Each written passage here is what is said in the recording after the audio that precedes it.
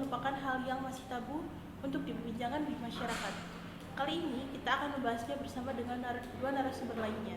Inilah dua narasumber kita. Yang pertama, silakan kenalkan diri. Nama saya Hanifah April Putri, saya dari Universitas Dian Nusantara. Nah, dan yang kedua, silakan. Perkenalkan, nama saya Flavia Dianingrum dari mahasiswi Universitas Dian Nusantara. Jadi kan untuk sex education merupakan hal yang masih seperti tidak layak untuk diperbincangkan di masyarakat. Nah, pentingnya sex education itu sendiri sebenarnya bagaimana? Kalau menurut saya, pentingnya dari kita mengetahui tentang sex education, yang pertama kita bisa menghindari diri kita yang dari yang namanya kehamilan di luar nikah, lalu penyakit seks menular, lalu yang selanjutnya bisa menghindari kita dari pelecehan seksual. Jadi sex education sendiri itu penting banget buat kita sebagai mungkin anak-anak, remaja, bahkan orang dewasa, itu penting banget sih mengetahui tentang sex education tersebut. Menurut Okta sendiri, pada usia berapa seharusnya sex education itu ditanamkan? Menurut saya sendiri, sex education itu harus ditanamkan sejak dini. Yang pertama dari umur 0 sampai 2 tahun. Nah, saat itu kedua orang tua mulai mengenalkan jenis-jenis kelamin pada anaknya, entah itu laki-laki maupun perempuan. Yang kedua dari umur 3 sampai 5 tahun. Nah, orang tua mulai mengenalkan bagian-bagian vital, organ reproduksi anaknya yang tidak boleh disentuh oleh orang lain. Nah, yang ketiga dari umur di atas umur 12 tahun. Nah, pada saat itu usia anak mulai menginjak masa remaja. Nah, mereka mulai mengetahui struktur atau anatomi organ reproduksi mereka, entah itu yang didapatkan dari formal maupun informal. Kita kembali lagi berbicara sama April ya. Untuk tren pernikahan di usia dini ini di Indonesia sudah sangat marak terjadi, baik di pedalaman maupun di perkotaan. Menurut April sendiri, bagaimana tanggapan April mengenai pernikahan di usia dini ini? Menurut saya pernikahan di usia dini ini seharusnya tidak terjadi ya, dikarenakan kan di usia dini berarti di usia di bawah umur, di mana organ reproduksinya itu belum sepenuhnya siap untuk mendapatkan atau melakukan kegiatan seksual.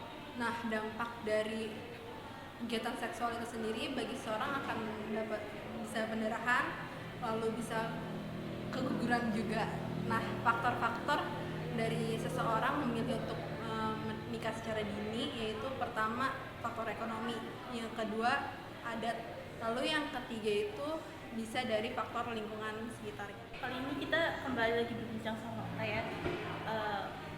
Untuk tadi kita sudah membicarakan mengenai pentingnya pendidikan seks di usia dini. Nah, sebenarnya dampak apa yang akan didapatkan ketika seseorang tidak mendapatkan pendidikan seks sejak usia dini? Menurut saya sendiri, dampak negatif ketika anak-anak tidak mendapatkan sex education pada usia dini itu, yang pertama maraknya pelecehan seksual yang terjadi di berbagai lapisan masyarakat seperti di kalangan remaja maupun dewasa. Yang kedua, terjadinya seks bebas. Nah, yang ketiga, penyebaran HIV atau AIDS yang sangat meluas akibat seks bebas itu sendiri. Nah, itulah tadi perbincangan kita mengenai sex education. Mungkin dari para hadirin ada yang ingin ditanyakan? Halo, nama saya Konita Octavia. Saya ingin menanyakan tentang sex education yang sebelumnya dijelaskan. Kalau selain dari sekolah, sex education bisa didapatkan dari mana lagi ya?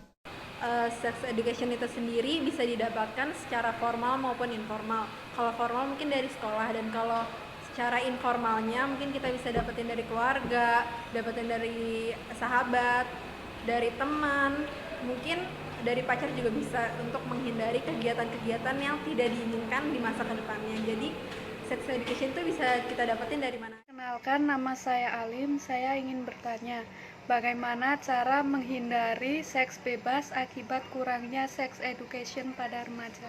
Terima kasih. Kecelakaan seksual dapat dihindari dengan beberapa cara. Yang pertama, dengan meningkatkan keimanan dan ketakwaan terhadap Tuhan Yang Maha Esa. Yang kedua, memilih circle pertemanan terbaik di lingkungan sekitar. Nah, yang ketiga dengan mengisi kegiatan sehari-hari dengan hal-hal yang positif. Demikian bincang-bincang episode kali ini, dapat disimpulkan bahwa sex education itu sangat penting untuk diterapkan sejak dini untuk menghindari berbagai hal yang tidak diinginkan seperti penyimpangan seksual dan lain sebagainya yang bersifat negatif. Demikian pertemuan kali ini. Apabila ada kesalahan, mohon maaf. Wassalamualaikum warahmatullahi wabarakatuh.